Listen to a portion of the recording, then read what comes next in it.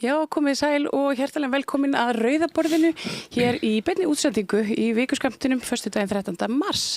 Ég er með góða gesti við borðið í dag sem endra nær. Frosti Logason, fjölmiðlamaður, Brynja Karl, körfuboltaþjálfari, Guðfaðir Aþenu, og Katla, DJ Katla Ásgeirsdóttir. Karen Kjartansdóttir er einhvers staðar föst í umferðinni. Hún kemur hér inn eftir örfáar mínútur en við byrjum bara án hennar. Það er svona, kannski það sem bara hæst í vikunni er þetta bara Evrópusambandið, allavega hérna. Þið fylgist vel með þessu. Þið búin að mynda ykkur skoðun í þessu máli? Já, ég held það.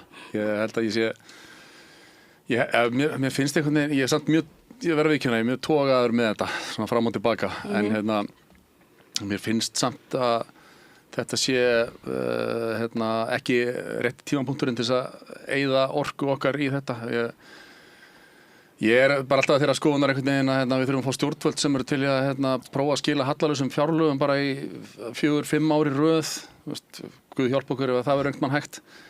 Og ná þannig niður verðbólgu því mér finnst einhvern veginn eins og það sé bara okkar eina vandamál, það er verðbólgan fyrst og fremst og mér held að gangin í Evrópusambandi sé svona svo að taka sleggju til þess að drepa eina pínu litla flugu sko. Það er við getum leyst þetta vandamál sjálf. Sleggjan er fræg. Sleggjan er fræg, já. Hún er en þetta er svona svona ég er hérna í dag, svo tóast ég stundum með þetta. Ég er náttúrulega eins og allir aðrir með húsnæðislán og geld alveg fyrir það að fá greitt í íslenskum krónum sko. Það er bara en það er eins og sé. Það er ég hef einhverja svona sterka tilfinningu fyrir því að við gætum með hvað við erum í raun ríkt land í grunninn, auðlindadrifið hagkerfi sem að ef við gætum bara ná stjórn á okkar efnahagsmálum þá þurfum við ekkert á Evrópusambandinu að halda, en þetta er bara mín skoðun. Já, við getum auðvitað verið sjálfbær. Ég er svolítið þarna en þú veist, mér er eiginlega alveg sama, má segja það bara. Hvort að það sé einhver svona stjórnmála elita sem að stýrir Íslandi í Evrópu eða bara hér á Íslandi. Þetta er svona, ég er einhvern veginn alltaf að verða meira og meira anakisti. En svo er náttúrulega máli líka að það er ekkit, þú veist, eins og hefur komið fram í vikunni, það er ekkit verið að kjósa inngöngu eða ekki. Það er verið að kjósa áframhaldandi eða taka upp viðræður aftur sem að er bara ekki það sama. Ég meina auðvitað, þú veist, er verið að gera það þá í þeim tilgangi hugsanlega að ganga í Evrópusambandið en það er ekki bindandi. En ég segi, ef þú ert þeirra skoðunar að við eigum ekkert erindi í Evrópusambandið þá er náttúrulega að kjósa hvort við farið aðildarviðræður fullkomin tímaæðisla. Jú, en það er bara erfitt að mynda sér skoðun á því akkurat núna vegna þess að við vitum ekki nákvæmlega hvað við myndum vera að kjósa ef við værum að kjósa inngöngu eða ekki. Og það er það sem við erum ekki komið með samningin. Það er það sem við erum að rífast núna og munum rífast næstu mánuði. En það er einhvern veginn, mér þykir að vera svo skýrt að og mér sé að Þorgerður Katrín sem að keyrir þetta áfram og stendur fyrir þessu, hún það hefur alveg talað skýrt að hún mun ekki samþykkja samning þar sem við þurfum að afsala okkur til dæmis sjávarútvegs auðlindinni. Erum við ekki búin að því fyrir löngu? Sjávarútvegsauðlindin er náttúrulega í höndum örfára íslenskra fjölskyldna. Þannig að þú veist, þegar það er að ræða, þú veist, þetta er útflutningsvara, þannig að það verður að borga skatta innanlands af þessum tekjum sem að koma inn af aðallega þorskinum en þetta, þú veist, þetta skila sér ekki til almennings eins og einhvers konar þjóðnýtt auðlind eins og einhvers konar þjóðnýtt auðlind sem þetta gæti verið. Og það er náttúrulega... Þjóðnýtt auðlind, býtur róleg, sko. Þetta voru við komin alveg, við vorum með þetta allt saman þjóðnýtt fyrir einhverjum áratugum. Já, ég held að fólk sem að vill þjóðnýta kvótakerfið viti allt um það. Já, og það var mjög slæmt. Að hvaða leyti var það slæmt? Það voru allar útgerðirnar bara á hausnum og við þurfum að borga með þessu. Já, en útgerðirnar voru ekki á hausnum út af því að þetta var þjóðnýtt kerfi. Nei, þetta var bara í ríkisrekstri. Bara aðrar ástæður fyrir því. Það var bara í rekstri hins opinbera. Já, en sem er alltaf slæmt. Sko, það hafi gengið illa á þessum tímapunkti, réttlætir ekki að kvótakerfið hafi verið sett upp þannig að fjölskyldur sem að voru í útgerð á sínum tíma, fengu gefinskvóta, hann er ekki leigður út, þetta er bara... Það er þetta deila endalist þetta meinta óréttlæti, en þegar öll er á botni hvolft, þá er það samt þannig að þessi útgerðar fyrirtæki eru íslensk og þetta er bara eins og við myndum vilja, það verður frábært að vera með erlend stórfyrirtæki sem ímyndum okkur og verðum með Apple væri bara rekið á Íslandi eða Tesla eða eitthvað svoleiðis, og það, allt samfélagið hagnast af svona vel rekinni vel reknum iðnaði. Þetta er svona brauðmólakenning. Já, þetta er svona trickle-down-theory sem að virkar samt eiginlega ekki. Þó sé einhver eitt ríkur kall sem að græði mest og svona og er rosa ríkur, þá er samt eftirsóknarvert að vera með en var ekki eftirsóknarverðara að vera ekki með hennan ríka kall sem að hagnast mest og bara leifa allir samfélaginu. Þá eru bara að deila fyrir svona sósíalíska hugmyndafræði. Það er alltaf önnur umræða. En ég ekki með enn kapitalískari hugmynd. Kottum með það. Já, sko, að því íslenskar útgerðir, margar hverjar, samstæðurnar, eiga oft til og með þýskar, eða pólskar, grænlenskar útgerðir. Á hverju stefnum við ekki á að eiga ríkustu kallana á Íslandi og bara... Ég til það. Ok, góð pæling. Ég er náttúrulega að hugsa Ísland besti heimi. En við eigum það náttúrulega mörguleiti mjög... Sterkustu mennina, fallegustu konurnar, ríkustu kallana. En ég meina, nú erum við með íslenskar útgerðir sem er að gera það mjög gott bara, víða heim. Já. Og getum við ekki gert bara enn betur með inngöngu í Evrópusambandið sem ég giska á að þið hafi verið að tala um. Við vorum að tala um það. Já, og kvótakerfið. En svo er náttúrulega málið að það tíðkast ekkit, kvótakerfið okkar gæti alveg fungerað undir Evrópusambandinu. Við missum ákveðna, við myndum vera með langstærsta veiðiheimild innanlands. Það er einhverju og svo myndi þetta ekki hafa áhrif á strandveiðar, smábátaveiði, vegna þess að það er þessi 12 sjómílna mörk sem eru þá bara erlend skip hafa ekki heimild til að koma inn fyrir.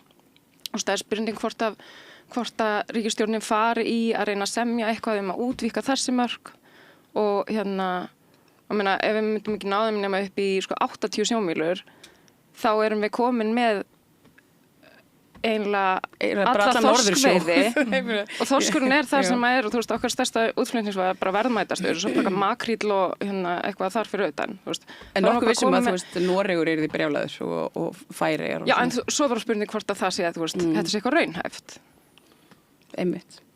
Ertu búin að mynda þér skoðun í... Á kvótakerfinu? Nei, Evrópusambandinu. Evrópusambandinu. Ég hef aldrei myndað mér endanlega skoðun að því bara og þetta er bara mál sem, það er nokkuð mál sem við þykja svo ógeðslega leiðileg. Sammála. Það er Evrópusambandið, það er umræður borgarlínuna og bara eitthvað svona sem ég bara slöknar á mér. En, ég held að þegar öll er botni hvolft, það er almenningur ekkert að fara að taka ákvörðun út frá því hvernig virkar þetta fyrir jarðvarma auðlindina okkar. Þetta er nú ekki nóg gott kerfi fyrir það eða sjávarauðlindina. Ég held að fólk takið aldrei ákvörðun út frá veskinu sínu, hvað þetta hefur úr húsnæðisláni. Við hugsum aldrei þannig og þegar við erum núna að fara að horfa okkur rosalega hækkun á húsnæðislánunum okkar út á hækkun á olíuverði, út á átökum í Íran. Þetta er svo leiðilegt kerfi og einhverju venjuleg fjölskylda þurfum við alltaf að hugsa eins og hann sé í afleiðu viðskiptum og þannig að með húsnæðislánið sitt. Vissulega, ég sagði það einmitt áðan, þetta er náttúrulega, kemur þetta fyrst og mér langar ekki að tala um landbúnað og í þessu eða sjávarútvegi, auðvitað er það líka hluti af umræðinu og hvernig við ætlum að haga okkar málum, í stóru myndinni þegar kemur að efnahagnum, en mér langar líka bara að það sé rætt um þetta mál út frá bara hinum almenna Íslending, það er eins og honum komið þessu umræða alltaf við. Brynja, þú segir ekki mikið. Þegar þú sendir mér listan í gær þá fékk ég einhverja rosalega tilfinningu sem ég hef ekki fundið síðan ég fór í síðasta dönskuprófið mitt og ég sagði bara, ég sagði við því bara, ég náttúrulega er hérna sem fulltrúi félags fávísra og ég skil alveg að það þarf að vera einhver fávís á borðinu og það er svo frískandi. það verður gott fyrir okkur í en það verður alltaf að vera svona, þú veist, stereotýpa úr hverju horni, sko. Þú veist, og ég er bara einhver yngri flokkaþjálfari upp í Efra-Breiðholti, sko. Og en þú veist, ég get alveg komið með sko mitt take á alla þessa hluti, það er bara nákvæmlega það sem við þurfum. Já, komstu með take pöpulsins. Sko, já. Hvað segir pöpulsin? Sko, take yngri flokkaþjálfaran, sko. Og hún er dálítið þannig, sko, að við sem erum í boltanum, sko, og höfum eitthvað vita á þessu, og erum developers, við vorum að tala um þetta í dag, sko, að við vitum það að þegar þú ert að, þegar það gengur illa, þá er rosalega freistandi að breyta leikkerfi. Veitir hvað að meina? Það er kannski, vörnin er að leka, þú ert kannski að skora svolítið, þú ert að fá svolítið mikið af körfum á því eða eitthvað svona.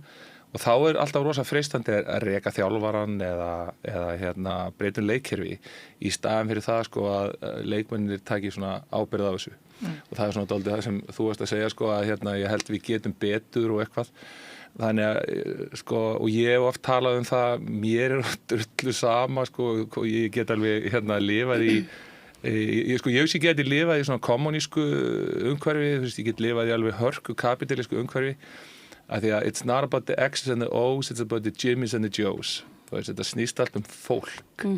Og ég þekki ekki fólki í Evrópusambandinu, þú veist, og ég sjálfur verið eitthvað að takast á við stjórnsýsluna og eitthvað svona núna á síðasta ári sem er svona dálítið nýtt fyrir mig, og ég hugsa bara kvíðu fyrir því að fara að takast á við menntamálaráðuneyti Evrópusambandsins eða eitthvað. En það er nú sagt, held ég, sko, að fyrir heilbrigðiskerfi og menntamál, þá getur þetta verið, þú veist, jafnvel hraðað hlutum. En ég þekki það ekki, ég ætlaði ekki að fara að blanda mér í það tæknilega Var þetta gáfulegt sem ég var að segja? Þetta var bara mjög gáfulegt. Þetta var bara einleiki sem við vorum fyrir. Ég er allavega með sexy engun. Ég var alltaf að hugsa þessu dönsku prófi. En það var nefnilega punktur sem hún komst með, sem við langaði svo stökkva á. Þú talar um að breyta ekki leikkerfinu. En ef við breytum dálítið, sko, þú veist, við breytum vellinum, eða við breytum mörkunum, þá þarf maður kannski að hugsa strategíuna upp á nýtt og leikkerfið. Og það er kannski þannig, og það er kannski það sem er að vekja spurningar og svona fólk er að endurhugsa málinu upp á nýtt, er að bara leikkerfi heimsins hefur breyst upp á nýtt. Nú eru Bandaríkjamenn ekki að vera að hægða sér. Já, þú segir bara búið að breyta eðli leiksins. Já, og við vitum það að Bandaríkin hefðu komið og gert Grænland að sínu, þú veist, Norður Puerto Rico, ef að Danmörk væri ekki í Evrópusambandinu og þar var hægt að stiga inn. Við vitum það líka að Trump getur ráðskast með hvert og eitt Evrópuríki, rétt eins og hann ætlaði að gera með Spán, hóta því að rifta öllum samningum að því forsætisráðherra Spánar var ekki nákvæmlega sömu skoðun á hann. En hann getur það ekki vegna þess að, ég meina, viðskiptasamningar Bandaríkjanna við Spán eru gegnum Evrópusambandið. Þannig að hann getur alveg sagt hvað sem hann vil, hann hefur rosalega mikið að segja hluti og það er ekkert allt sem kemur til framkvæmda, eiginlega mjög fátt, enda talar maðurinn stöðugt og hefur skoðanir á öllu, en sko eiginlega sýnir stað Spánar að lönd geta verið meira fullvalda innan sambandsins heldur en ef þau væri ekki í sambandinu. Ég er nú ekki sammála því að við vitum að Donald Trump hefði yfirtekið Grænland ef að Danmörk var ekki Evrópusambandinu. Er hann bara að segja það? Já, ég myndi, þú veist, hann segir, eins og þú sagðir áðan, hann segir ótrúlega margt. Hann segir eitt morgunin og annað í hádeginu og annað kvöldmatt, sko. Og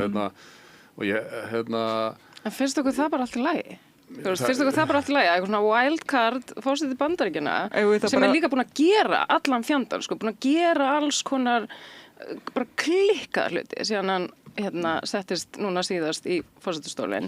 Finnst ykkur allt í lagi bara að vera nei, hann hefði nú örugglega ekki gert það. Við sem lönd getum ekki fúna, hann er ekkert að meina, hann er ekkert að bara taka hann þegar hann talar. Það voru forseti Bandaríkjanna. Við verðum bara að taka hann þegar hann talar at face value, þú veist, bara við verðum bara trúa því að hann gæti hugsanlega gert þetta út af því að hann hefur gert alls konar bara batshit crazy. En Sigmundur Davíð, hann er svona, og Frosti stundum, þeir eru svona Trump-kvíslarar. Vita hvenær hann er að djóka og hvenær ekki. Já, ég mitt. Það, Frosti? Þetta er svona hæfileiki sem að þú veist.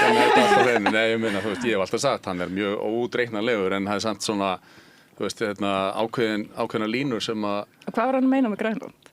Ég held að hann bara verið að meina það sem að, þú veist, þetta endaði með því að hann, hann fekk ekki neitt, það er bara nákvæmlega sami samningur var sem var búið að reyna að benda rosalega ofta á. Hann hefur rétt til að gera þetta allt í núverandi kerfi, sko. Já, en ég meina, hann raun og veru samt fekk hann allt sem hann vildi, sem hann var bara... Sem var það sem var þegar áður en hann fór í þessa umræðu. Hvort hann hafi ekki verið með það á hreinu, ég veit það ekki, en...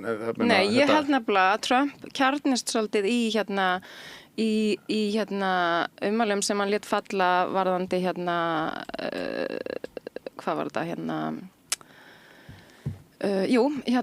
árásina á stúlknaskólan í Íran og þá er hann sérst inntur eftir svörum vegna þess að enginn í ríkisstjórninni hafði haldið því fram að þetta væri sérst að Íran bæri ábyrgð á þessari árás og það var ekkert sem benti til þess en hann segir það bara fullum fötum, alveg bara fullur sjálfstraust, heldur hann því fram og síðan þegar hann þegar gengið á hann, þegar allar rannsóknir, bara benda til þess að þetta hafi verið Bandaríkjamenn og ekki þá segir hann bara, þannig að það voru ekki eins og mistök. Ég veit ekki nóg mikið um málið og er það ekki bara svolítið er það ekki bara svolítið stefið hans ég veit ekki nóg mikið málin en ég er ógeðslega mikið til en ef það er þannig þá tek ég því með reist að við höfum sprengt 175 litla stúlkur já, það var geggjað það einmitt fylgdi það sem ég var að reyna að segja samt að bara ég sé ekki endilega ástæðu til þess að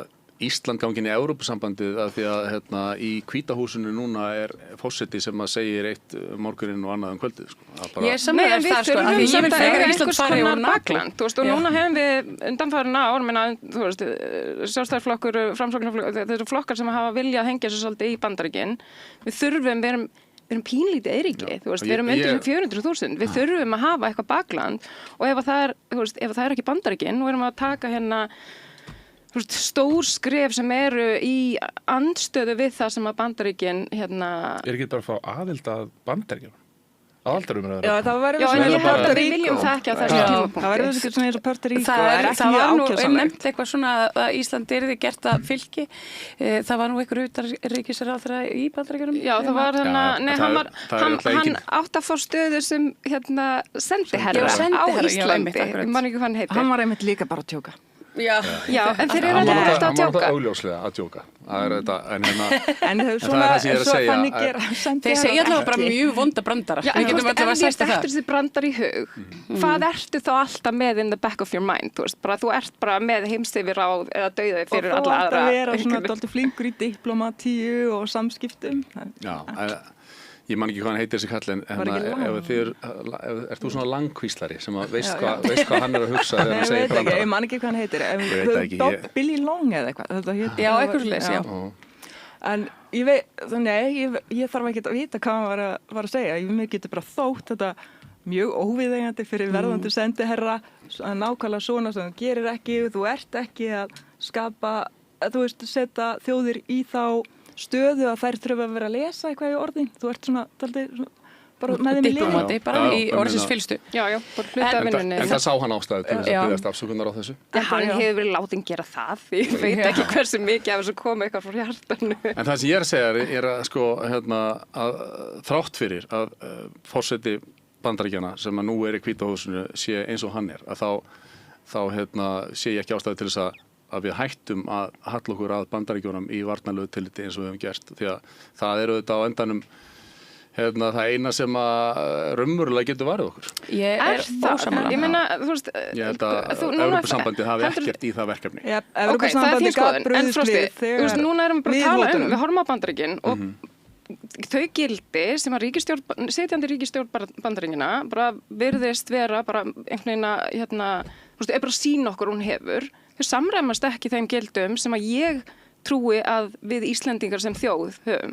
Þannig að hvernig, hvað er gott við það að hengja sig á eitthvað sem að virðir ekki alþjóðalög til dæmis, því að það er eins og sagt virðir ekki alþjóðalög, trekk, virðir ekki, ég meina, virðir ekki borgara sína, að neinu leiti. Það er bara, síðan Trump mér líður þessu 20 ár síðan hann settist í stól fyrir árið síðan. Af því að hann er búin að gera svo mikið og þetta er allt einhvern veginn búið að koma í fréttunum af því þetta er svo alvarleg mál, af því þetta er raunverulegar afleiðingar fyrir venjulegt fólk í Bandaríkjunum. Hvað ertu að tala um núna? við erum bara að tala þú veist, hefur ekki fylgst með Jú. eftir að, þannig að þið finnst engin mál sem að Trump hefur leitt í leið að koma neitt við. Ég meina, ertu að hugsa með hvað sérstætt það? Ég er að tala til dæmis bara hugsa USAID sem að USAID. Ertu að hugsa borgara sem hefur verið skotnir af? Nei, mér er að hugsa alls konar, til dæmis það, til dæmis ICE, til dæmis þú veist, er það ekki fútstampskerfið að ICE sé að koma ólöglegum innflytjendum út úr Bandaríkjunum. En ég held að Trump hefði verið kosin, hann var kosin og ég veit að hann var kosin upp á fríð og fyrirgeðu smá, hvað er ólöglegur innflytjandi líka, bara fyrirgeðu, þú veist, hagkerfi Bandaríkjanna byggir svolítið á, hlusta, hagkerfi Bandaríkjanna byggir á fólki sem að kemur þannig inn og vinnur fyrir slikk, þú veist, þú glemdu því að fara með svona málflutning hérna. Það myndist eitthvað á Sigmund Davíð hérna áðan. Ég og að því að við erum að tala um maka og svona, hann hefur hvorki neitað játað að hafa svona þegi peninga frá bandarísku stjórnvöldum fyrir að ég veit ekki, einhvern veginn svona sáldra einhverju ríki í augu almennings á Íslandi meðal annars vegna Evrópusambandsins. Hvað haldið þið að hann sé að bæla? Ég held að maka og miðflokkurinn sé með sama fjölmiðla fulltrúa. Það er það sem ég held. Það er bara með... Ok, Karen, þú leita til þín að því að nú ert þú svona fjölmiðla fulltrúi og ert lærði í þeim öfnum. Heldur sérðu ykkur nærða að lesa í ykkur svona tengingu? Má ég segja hlýðarsögu? Við langar ekki að tala um þetta. Nei, ég hugsaði daginn, það voru bráðskemmtilegar fréttir frá Bandaríkjunum og þar sem bandarískir miðlar, Washington Post, Times og Daily Beast fóru í það að reyna að skilja af hverju Trump birti mynd af gervigreindar sjúkraskipi á leiðinni til Grænland sem var ekki á leiðinni til Grænland og bara, hvað kveikti á þessu? Og þá fundu þeir út að grænlensku múrari, byrja á suðurströnd Grænlands í litlu þorpi, heitir Jörgen Boesen. Og Jörgen Boesen hefur lengi verið mikill makamaður og finnst Trump mjög cool og gekk bara frá fyrir kosningum með makahúu og múra þarna í Grænlandi og svo kemur bandarískur fjárfestir, mikill Trump-maður og sem langar að gera einhver góð kaup í Grænlandi og sér þennan mann og hrífst og gera hann svona að sínu manni í hugveitu, svona grænlenskri hugveitu sem er svona að lobbya fyrir sig og allt í einu þá er hann Jörgen bara komin í fullt starf við að skipuleggja til dæmis, hann tók á móti Charlie Kirk og Donald Trump Jr. og fann þarna 15 grænlendingar sem voru til í að vera líka með honum með makahúur og fóru þarna Grænland. Þeir voru 15, bandaríski miðlar voru búin að telja og sem sagt, og svo er hann Jörgen búin að vera bæði í Bandaríkjunum og og bara fara með þessari hugveitu víða lönd að fylgjast með kosningum og styðja sína menn. Og svo er hann í Louisiana og með ríkisstjórunum og þeir eru bara svona spjalli eftir nokkra drykki og Jörgen fyrir bara að segja eins og maður segir svona spjalli, já ég er nú ekki nógu sáttur við grænlenska heilbrigðiskerfið, segi nei. Bara það er mjög erfitt að fá lækna til þess að jafnskektari byggðir í Grænlandi og bara mamma, hún dóa því hún var ranggreind og seint greind og ríkisstjórn bara mjög slæmt að heyra þetta og heitir Trump daginn eftir og ræðir þetta við hann, bara já, hann Jörgen, hann var að segja með þetta.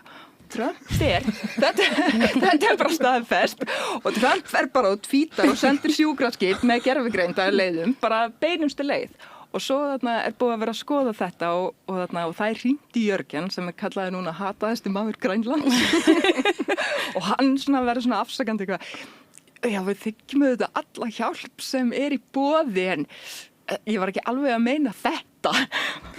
Þetta þykir svo gott dæmi hvernig ákvarðanir og stefnur eru svona margaðar í Hvíta-húsinu. Heldur að Jörgen Boesen gæti reddað okkur svona, ég heyrði gervigreinda sjúkraskip. Já, ég meina, ok, ég veit ekki það verður alveg fínt, sko. Við í heimilislækni í Reykjavík, sko, þannig að ef að Jörgen getur reddað okkur sjúkraskipi hérna út í Flóa, þá er ég bara all for it. Ríkisstjóra Louisiana, ég þurfti að bíða ógeðslega lengi, handleggsbrotin. Ok, ef Sigmundur Davíð geti leitt þetta til lykta, að við fengjum mynda sjúkraskip frá Bandaríkjunum. En þá fór ég að hugsa nákvæmlega ok, þetta ekki eina hugveitan sem í gangi og það hugveitur ætli svona séu að miða á Ísland. Þegar við vitum alveg að það er bara alltaf þannig og svo komið þessar fréttir og mér finnst þetta forvitnilegt og það var ótrúlega fyndið, skemmtir sem náttúrulega allir við þessu vindrismómenti hjá Sigmundi okkar sem býsna skemmtilegu maður og ég nenni ekki að frá hallmæla honum, hann hefur bara sína skoðanir og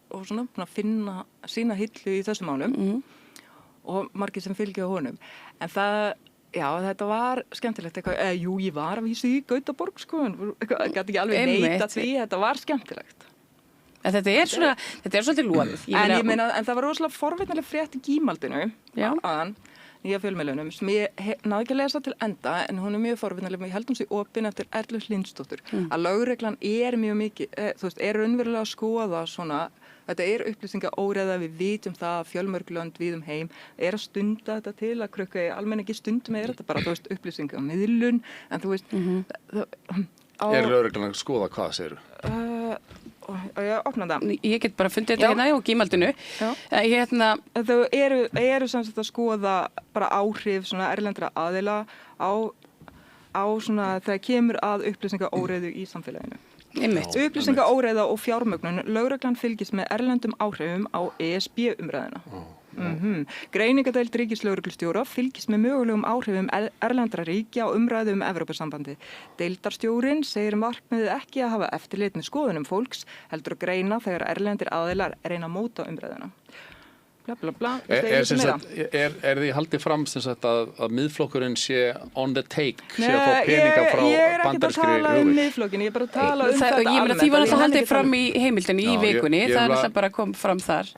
Ég er ekki áskrifandi að heimildinni, en ég hef bara lesið þessa fyrirsettur. En þú getur bara að tala almennt um þetta. Hvað finnst þér svona þegar erlendir sérhagsmunahópar eru að hafa svona áhrif á? Mér finnst það ekki gott, en ég held að það er sko, eins og ég segi aftur, ég hef því miður ekki lesið þessar umfjallanir heimildarinnar alveg, en það sem ég séð af þessu einhvern veginn, það sló mig bara, það myndi mig á þegar ég var í stjórnmálafræðinni, við fórum alltaf í svona vísindaferðir á föstum, hvort sem það var nýri í utanríkisráðuneyti eða Seðlabanka og fengum hvítinsglas og Ertu að líka þessu í vísindaferðir? Og þessar og ég man, og svo í stjórnmálafræðinni fórum við líka til Washington DC í svona eina stóra vísindaferð þar sem við fórum og töluðum við einhverja hugveitur og fórum nýri bandarska þingið og það er nú eitthvað gerst í millitíðinni. Eitthvað gerst í millitíðinni? Í vísindaferðinni? Þegar kemur því að hafa áhrif á skoðanir fólks og svona? Nei, ég meina, og ég sá bara einhver svona hópeflisferð hjá frambjóðendum miðflokksins.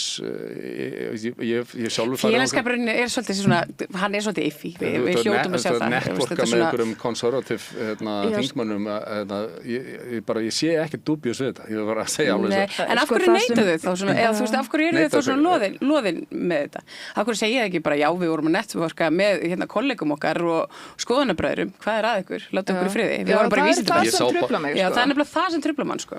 Ég sá bara Sigmund þarna í Silfrinu á mánudagskvöld þar sem að bara, hann talaði bara þannig eins og þetta væri bara einhver mesti þvættingur sem hann hefði á ævi sinni heyrt og þetta væri algjör þvæla. En sko, ég fór hérna á heimildafréttina.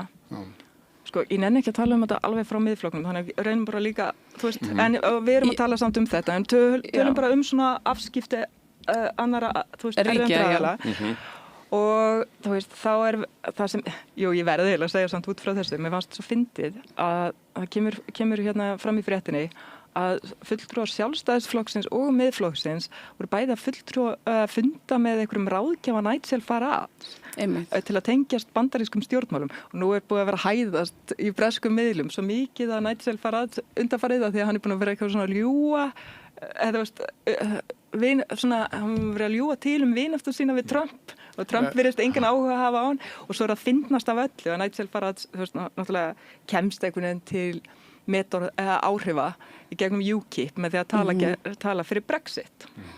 Og nú er komið í ljós og kannanir sína að Bretar sjá almennt gríðarlega mikið eftir Brexit og vilja fara aftur, meiri hluti Breta vill fara aftur í Evrópusambandið og 85% af ungu fólki.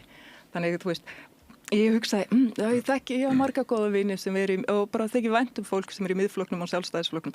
Af hverju vill þetta góða fólk sem ég finnst bara greint og skemmtilegt koma nálægt ráðgjafa Nigel Farage? Var þetta ekki einhver starfsmaður, einhverjar svona lobbyweitu sem að hjálpaði þeim að komast í sambandið einhverja Já, koma á einhverju magatengingu sem ég fyndi að því Nigel virðist hann virðist vera búin að ljúga til vináttu sína við Trump sem brandarinn. Magatenging, ég meina, maga ekki eiginlegt, er ekki stofnun eða einhvers konar operation, það er bara heiti. Já, bara heiti, já, þú veist, einmitt, já, stuðningsmennu Trump, en þegar það verið að tala þú veist, maga, þá verið að tala einhverja svona fjársterkar lobbygrúpur. Maga, þú veist, þetta svona ýmislegt. Og menn hafa farið frá því að vera neocon yfir í maga og þú veist, yfir í eitthvað allt annað. Mér finnst þetta ævintýralega samsæriskenningar og einhvern veginn fólk að sjá það fyrir sér að... En er þetta samsæriskenningar? Varst ekki að segja þetta að vera vísindaferðir? Jú. Já, og er þetta núna samsæriskenning? Vísindaferðin ekki samsæriskenning. Hver er samsæriskenningin?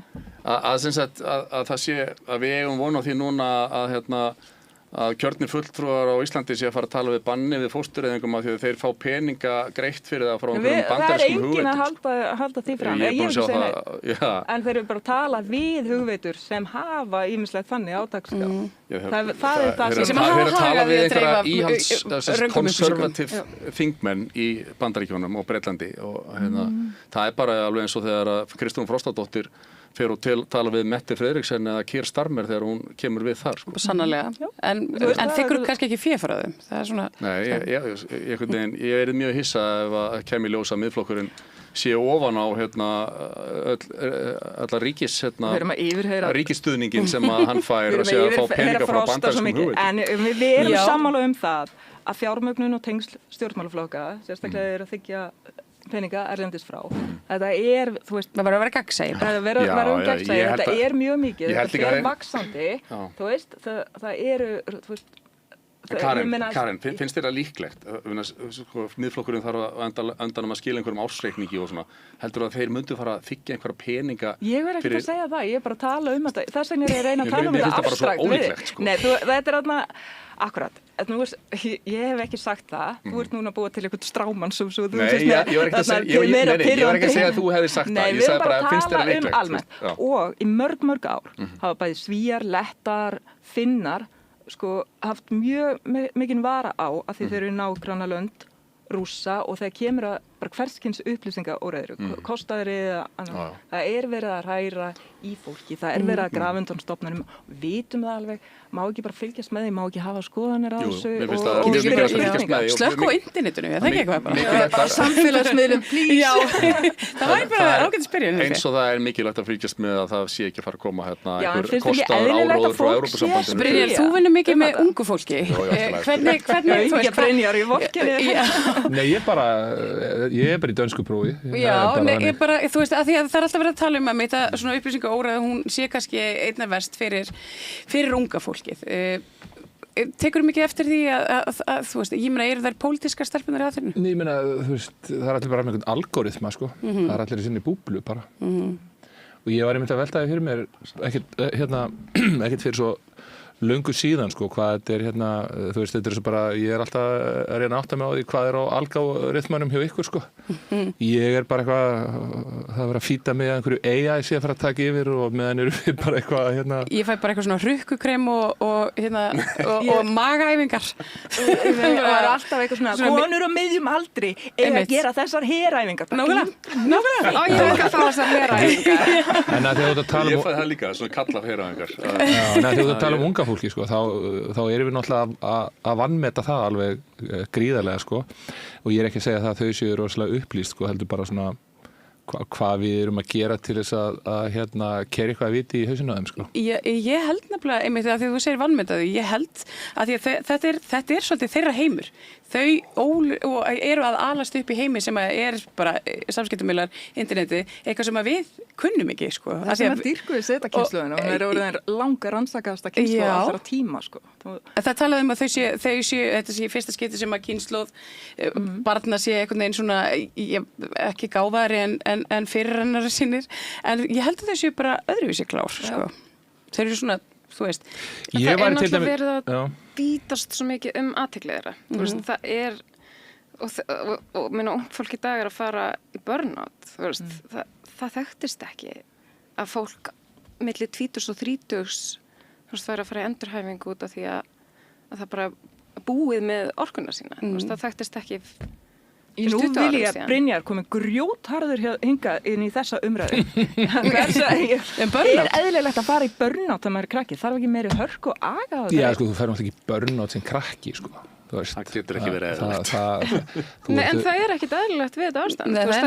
Það er ekkert eðlilegt við það að þú sért með, þú veist, heilandinn í virkni allan sólarhringinn. Svo sofnar fólk með, þú veist, þætti í eyrunum jafnvel og að hlusta á þetta bara, þú veist, það er aldrei hvíld og það er aldrei þögn og það hlýtur náttúrulega að hafa gríðarlega áhrif á heilastarfsemina bara, þú veist, maður sér þetta að fólk er alveg guðruglað. Maður er að steikja á sér heilan, sko, ég sopna með þessi AirPods í eyrunum og vakna á nóttinni að stinga þeim aftur inn og ít og play og eitthvað, þú veist, þetta er bara ég tala eins og ég sé bara sjúklingur, sko. Heroínsjúklingur. Ég er orðin heroínsjúklingur. En það vissur alveg hvað þau voru að gera. Og ég er alltaf að reyna að stoppa þetta. Og hvað er það að hlusta á nóttinni? Alls konar YouTube bara Ertu bara YouTube algoritman? Hvað minn góður? Já. Og ég bara Tucker Carlson og Oh my god, þetta er hæðilegt. Þess vegna er ég svona klikkaður. Ég hlusta á Stikla og Stórum næstum allt ef ég vakna. Hlustu á Blind Boy. Það er eina podcasti sem ég ætla að mæla með hérna í. Hvaða podcast er það? Herði, hann er svona snillingur frá Limerick. Oh my god, ég elskar Íra. Já, hann er æðislegur. Hann er með rosalega gott teika á allt svona samfélagslegt. Svolítið bara svona eðlilegt. Ok, ég er ekki, ég vil hlusta þægilega raddir. Frábæra rödd. Já, eitthvað svona, þú veist, sem ég get hlusta aftur og aftur á þeim. Svo þú veist, þess að það segir Stikla á Stórum næstum allt, þú veist, það bara alheimurinn er svona stór. Mögulega varð heimurinn til svona, er skapari. En í alvöru, þetta er náttúrulega, ég held að þetta sé samt eins og margt er frábært við að við höfum internetið og allt það, þá hugsa ég oft bara hvað væri geggjað ef við getum spólað tilbaka eða einhvern veginn farið aftur í þann tíma þegar það var ekkert internet. Já, og mér finnst vanta svolítið svona fyrir unga fólkið og okkur í félagi fávísra eitthvað svona hvernig á að byrja að hugsa til dæmis þessar pælingar, sko. Ég seti hérna og ég svona öfund eitthvað aldrei að hafa svona rosa eitthvað mikið teik á bara hvað er að gerist í heimsmálunum og eitthvað og mér finnst vanta svo marga kafla hjá mér, sko, því að þú veist, ég er bara eitthvað að pæla í taugalífsfræði, sko, og svo þegar það er hringt í mann og senda á mann skeiti og maður á að mæta í einhverja svona umfjöllun, sko, þá bara fattar maður að mér vantar heilu kaflana og ég get alveg ímyndað mér að krökkunum líði þannig og ég held að við þurfum alltaf að minna okkur það, sko, að ef það er að kjósa Evrópusambandi eitthvað svona, þá erum við alltaf sko, okkur rennur blóðið til skildur að hugsa við erum að kjósa þetta yfir börnin okkar, sko. Þannig að mér finnst þetta að vera mér finnst vanta svona 101 eða kjósa eitthvað ekki yfir börnin okkar. Já, ég er alveg sammála því. Ef að foreldrar okkar hefðu, þú veist, hafnað EES-samningnum, þú veist. Eða Marshall-aðstöðu. Já, nei, ég var ekki að taka afstöðu í þessu. Ég var bara að segja... Nei, ég var ekki... Nei, ég var bara að segja... Ég er alveg að reyna að vera ósakið. Ég nefnilega hringdi í gærkvöldi. Ég var alveg bara í kasti, sko. Ég sagði, ég var svo stressaður. Og ég reyndi að fá þig til þess að gefa mig veikinda. Já, það var bara ekki séns, það var bara engin miskun hérna. Þú veist, ég lít bara upp til þín hvað þetta varðar, það er bara harkan sex. Já, en veistu hvað ég gerði? Þannig ég hringdi í fyrirvændi forseta president New York Federal Reserves og það er náttúrulega maður sem er búin að vera sko að díla með bonds í Kína og ég veit ekki hvað og hann sagði bara við mig, Brynjar, ef þú ferðið inn á þátt þá áttu bara að segja við menna þið er bara ekki að fara í Evrópusambandi og ég var bara eitthvað svona koma grjótharður hann bara kom grjótharður inn, sko. Nei, ég hefði viljað að þú kæmi bara mynda með skoðun. Nei. Já, og ég er yfirleitt mjög ósamlega í mörgu, sko, en þegar að kemur að svona... Í hvað stjórnum situr hann? Stjórnum? Já, situr hann ekki... Hann var einn af forsetum... Hann var með Alan Greenspan... Alan Greenspan var hans yfirmaður. Við erum systkinabönd, ég og þessi maður. Já, okay. Og hann er ástandsbarn. Þess að pappans var naval officer þegar þá var sko í gamla dag þá var sko flugherinn var í raun og veru Navy og hann var að fljúga hérna Catalina flugulunum hérna yfir Faxaflóan og sökva hérna Nazi Germany kafbátum sko og svo hitt hann eina hérna Gunnuna og þeim fannst frábær hugmynd að sigla í skipakonvoi til New York 1945 það sem eitt af hverjum 3 skipunum var sökkt. Það var bara I like my odds. Þannig að það svona spurning sko hvort að fólk á þeim tíma hefði verið til að fara í eitthvað svona Evrópusambandi eða eitthvað. En þetta var bara svona já, og sko pointið mitt var ekki hvað hann sagði. Pointið mitt var í raun og veru að hann alltaf góður í því að halda hlutunum einföldum sko. Ég mæni ég hringdi í hann hérna eftir hrun. Og ég sagði henni, já, hvað myndir ráðleggja bönkunum í Íslandi? Hann sagði bara, vera á markaði sem þið þekkið, vera í business sem þið þekkið og aðhald í rekstri. Og ég svona, já, og hvað svo? Já, bara ekkert annað. Og ég sagði bara, ok, akkur svona einfalt? Hann sagði, þetta verður að fara alveg niður í cashier. Og þessi maður náttúrulega hérna, var í bandaríska hernum í Víetnam og hann svona þekkir tímana tvenna og svona mjög áhugavert að sjá hvað hann dömmar þetta allt á. Og ég að tala við hann þetta og ég fæ bara svona rosalegt svona fundamental svona fyrirlestur. Og ég hugsaði bara svona, já, ok, þetta hans take á þetta. Og ég fór í göngutúr í morgun. Ég vaknaði klukkan 6 til þess að læra fyrir dönskuprófið. Og ég var að spyrja hérna ChatGPT út í þetta allt saman. Og svona, hvað finnst þér það að hann sagði til dæmis að það væri rosa skuldbinding gagnvart eftirlaunum hjá Evrópubúum og eitthvað svona og þá sagði Chatti, já, það eru öll lönd sem þurfa bara að standa skila því við sína þegna og svo fór ég að spyrja hann, já, hvað varandi því að hann var að segja, já, svo þetta bara þannig að það engin framþróun og stærstu fyrirtækin eru ekki í Evrópu og Evrópa situr eftir í tækninýjungum og lalalala og því bara lífskilyrðið eru samt miklu betri og hamingjustuðlanir. Já, en hann var að tala um að þetta væri alltaf einhverju krít sko og eitthvað svona og ég hugsaði bara, þetta það sem mér finnst vanta. Þú veist, mér finnst þessi umræða að vera svo mér finnst hún pólariseruð, já, hún á svona einhverju, hún á svo miklu svona já, einmitt, það er málið, pólariseruð leveli. En maður samt bæta við að þú sagði dumb it down, að ég oft hugsa sko og þú talar einmitt að já, þú ert ég vissi ekki að þú væri svona klár líka ég þótti gaman What? Þetta vissi það? Karin, ég hef bara Karin fyrir mörgum ári síðan og ég bara fan sko já, en þú talar dumb it down nú lést mér leið meila punktur en ég var að skella þig það er einmitt sko það er þú veist þessi einfaldleiki sem okkur vantar dálítið stundum að því ég hugsa þú veist með hrunið mamma var alltaf eitthvað að tuða þú veist svona hvaða vitleysa er þetta hver ætlar að búa í þessu húsi hvern vantar svona mikið skrifstofurými og eitthvað þú veist af hverju er að vera að fjárfesta í þessu eitthvað svona já konu út á landi að hafa mikla skoðanir hún skilur ekki fjármálakerfið og svo hef ég svo oft hugsað vá hvað bara Íslendingar og íslenski bankar hefðu verið betur settir ef að mamma hefði stundum komið og en það er nefnilega málið ef að venjulegt fólk skilur ekki fjármálakerfið þú veist þá ekki eitthvað bóið við það? Akkurat, jú. Þá eru bara einhverjir örfáir sem að geta nýtt sér það svona, til og þá er líka svo auðvelt að, þú veist, misnota án þess að intellectual elita. Já, það er mitt. En ég var eiginlega vona að þú myndir samt koma eitthvað, já, mér finnst bara börni að taka meiri píptest. Það styrkir þau. Ég tala alltaf þannig þegar börnum mínu er ég hata ég er með kvíða, það bara það vil ég og hugsaðu þá, what would Brynja do? Þá þetta æfa þig, ég leiðum en okkar kynslóðar voru líka með kvíða það bara vissi enginn hvað þetta var og talaði enginn þetta Nei, og bara svona róðast með svona og svo þurftur einhvern veginn svona að gasslast í gegnum lífið ég manna aldrei hvað heitir Millennium hvernig ertu fædd? Er ég Millennium? Já, hvaða árabili það? 83 Já, það ertu það Já, ok Einmitt eins og ég. Við erum öll basically svona sömu kynslaðan, cirka. Já, þetta er svona ex-millennials, eitthvað svona klesa. En ég vil hugsa sko, að því ég vil nú oft meina að ég eigi meira sameiginlegt með kynslóð móður minnar. Að ég ólst upp út á landi, það kom líka til Reykjavíkur svona almennilega þegar ég var 19 ára og þú veist, og þá var mér alveg sama, ég skildi ekki munin á Grafavogi og Garðabæ og þú veist, gerir það svo sem ekkert ennþá.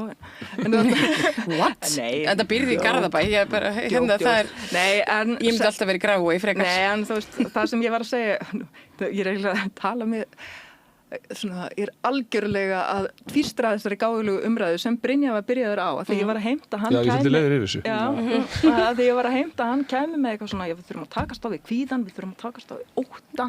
Því ég hef stundum sagt eitthvað, af hverju mega börn ekki vera hrædd Ég fekk náttúrulega ekki að klára þetta með burnoutið á hann, því töluðu svo mikið að ég bara dróð mig í hlið hérna skilur. Ég er ekki þessi alfa kall sem að fer í gegn sko. Og ég var klára kulnuna. Já, hvað með kulnuna? Þetta var bara gildismats sko eitthvað áfall sko hjá fólki. Þetta er bara burnout aumingjar sko. Þetta er bara tilgangur sem vantar í líf fólks og ekkert annað. En það er það ekkert skrítið þú ert að vinna fyrir eitthvað fyrirtæki sem veist ekki eins og hver á eða skilur Goldman Sachs á fyrirtækið skilur. Þetta hissa að þú farir í hérna, við erum andlegar verur. Maður lifir ekki á brauði einu saman skilur. Það var hitt upp í þessu hérna.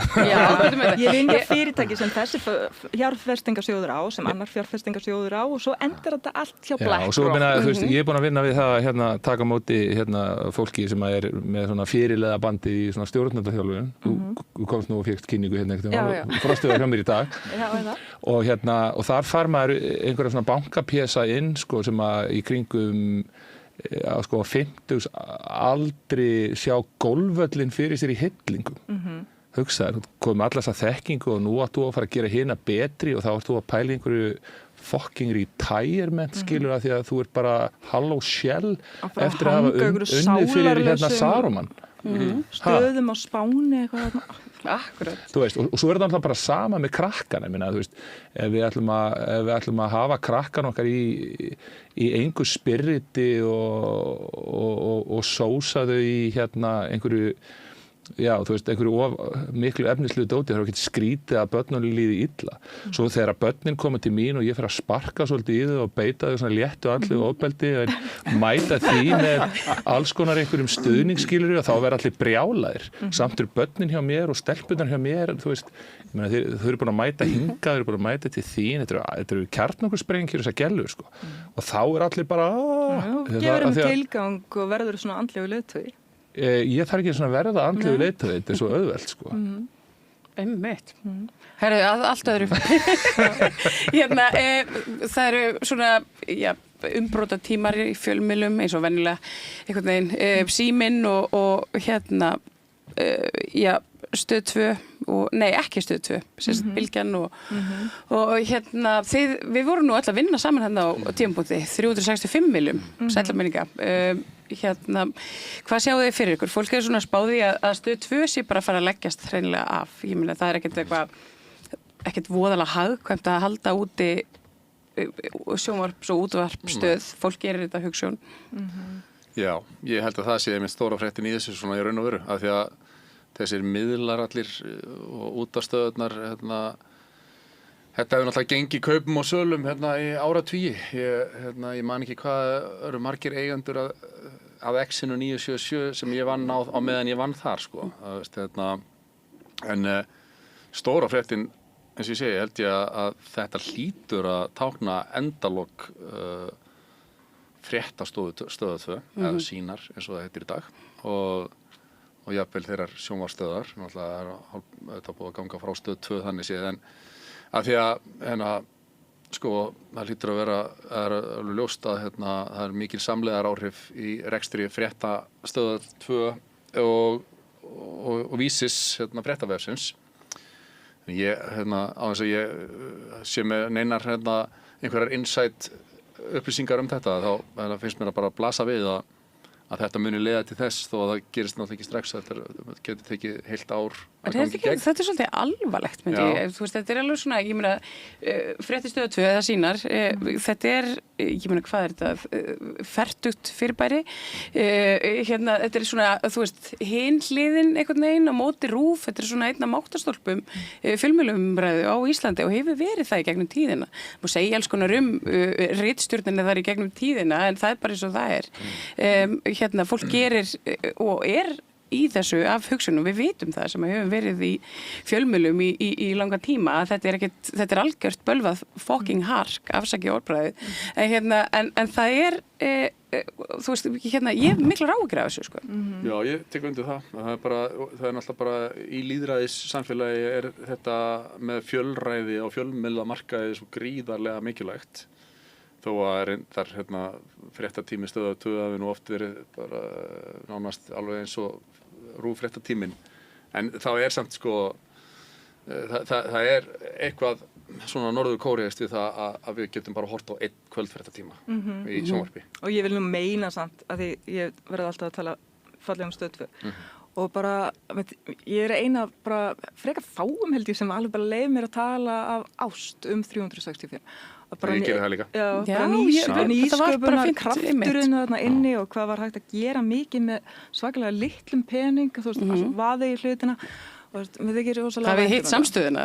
Ég bara... Er það kvöldfréttir á samstöðinu þá bara? Sko, við reyndum það, við gerum tilraun með það, svo fáum við ekki fjölmiðlastyrkin sem að við sannarlega reiknum með. Ég nefnilega elska fjölmiðla. Vegna þess að við höldum ekki úti fréttasíðu, þú veist, samstöðin.is, við erum ekki nógu duglega að uppfæra hana, einfaldlega vegna þess að það eru bara 3 stöðugildi að halda úti fréttasíðu.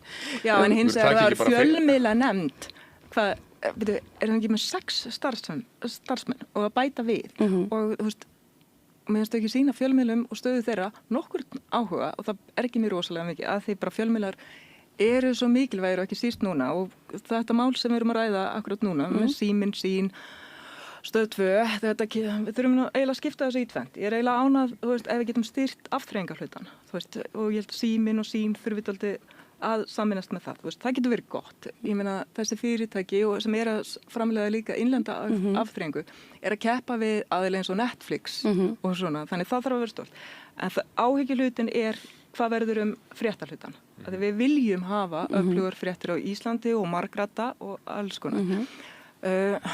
Sko, ég vil bara, mér finnst, bæði, því ég nefndi nú fjölmiðlanefnd og svo bara finnst mér stjórnvöld ekki að hafa nægilega mikinn áhuga á því að styðja við þau og að ég nefndi Gímaldið og hér er samstöðin það er svo mikið að öflugu og frábæru fólki sem hefur svo mikið margt fram að færa en við dálítið grófum undan virði fjölmiðla með því að byrja, þú veist, MBL að fara að stökkva vagnin þú veist, það var rosalega framsýnt þegar að opna mbl.is og það veist Morgunblaðið bara, við ætlum alltaf að vera, þú veist, á tánum og fylgjast með nútímanum og hvernig við tölum við almenninga. En byrjar að gefa allt.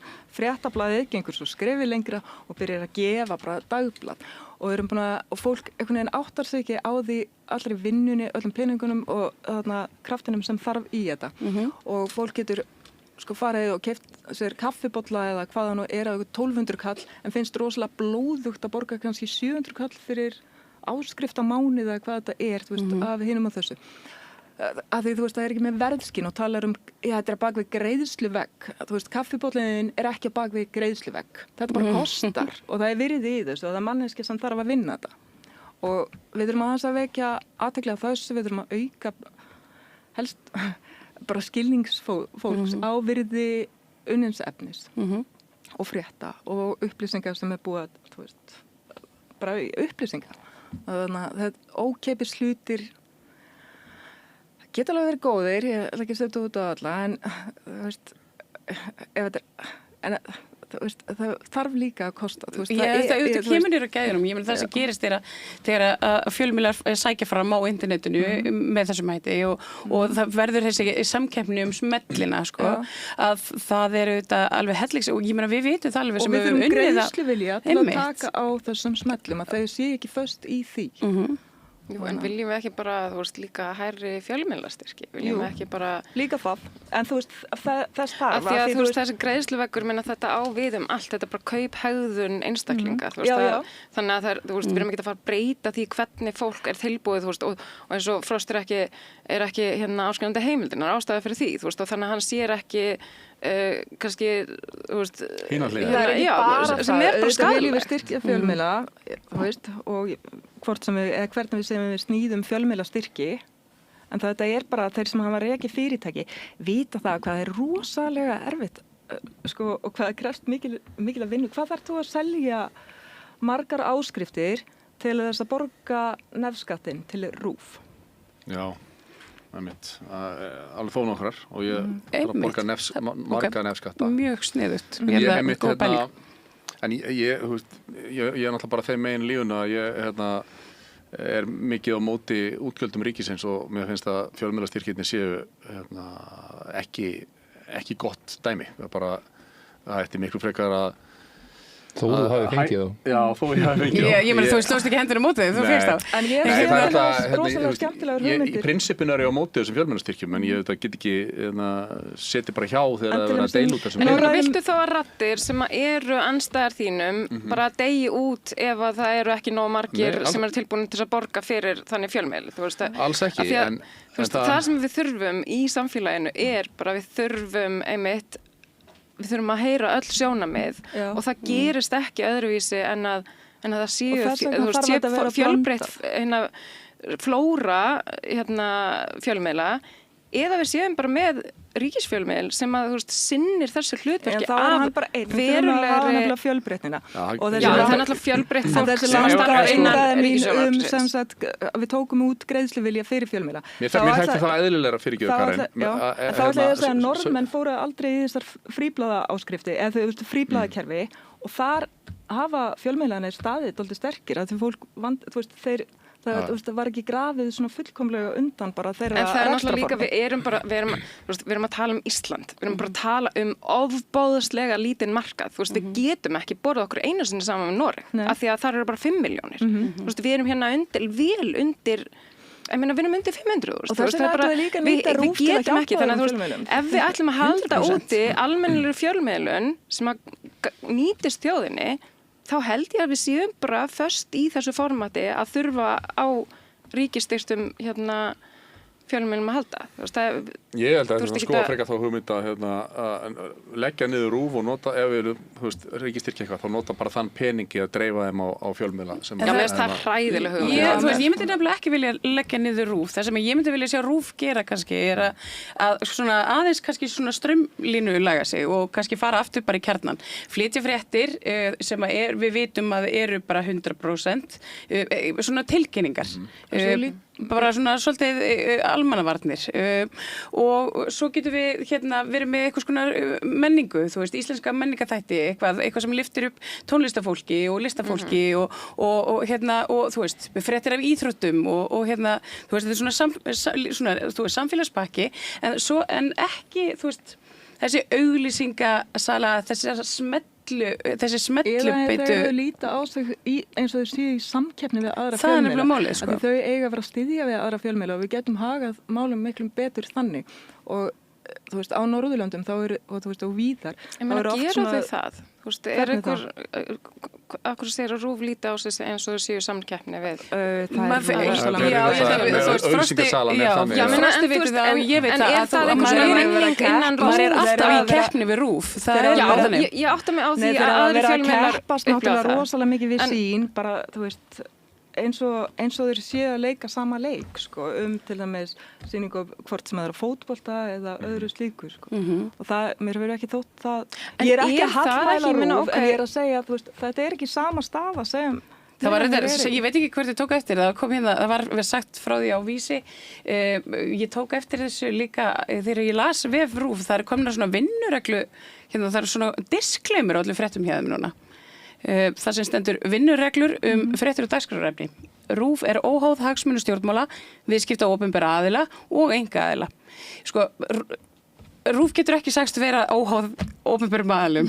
Það er eiginlega bara, þú veist. Ég get votta fyrir það. Já, það er bara, en þú veist, en svo kemur hérna fréttaflutningur og dagskrárgerð okkar byggir á trúveruleika og óhlutdrægni og síðan er hérna hlekkur og vinnureglur sem er óbúslega langt og erfitt skjal og ég hugsaði sem fjölmiðla manneskja, ég sagði, vá, ég myndi aldrei vera ráður inn á RÚV vegna þess að hérna, það má ekki, maður þarf að sýna eitthvað svona fullkomleika, sko. Nei, ekki fullkomleika, bara frekar persónuleika leysi, eða þú veist, að því við getum þessi krafa að þú veist, fjölmiðlar séu hlutleysir, hún gengur oft svo langt og þetta getur sagt hlutlausan hátt á eftir ákveðnum reglum sem eru bara, þú veist, þú ert blaðamaður þau kannt að fara eftir þeim, en þú veist, þessi krafa að blaðamenn séu ykkur skoðanalaus hylki er fáránleg. Já, ég meina, þú veist, og auðvitað er það ekki þannig, við bara allt í mannlegu samfélagi er, þú veist, það er ekki hlutlaust og það er bara þykjast í þeim efnum, sko.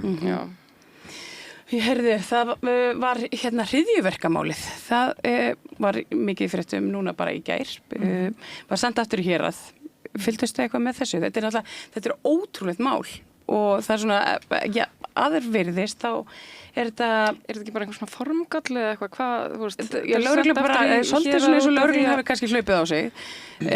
Það eru náttúrulega, það liggja fyrir sönnurgögn í málunum að, ég meina, mennirnir hafi verið að leggja á ráðin ýmislegt misjæmt, en þeir gerðu samt aldrei neitt. Og þetta er svolítið, mér finnst þetta mjög áhugavert mál. Út af því var það ekki, sko, ég er ekki búin að fylgjast mikið með þessu, en var það ekki, hérna, það sem ég sá, mér skildist einhvern veginn á því að það hefði verið bara,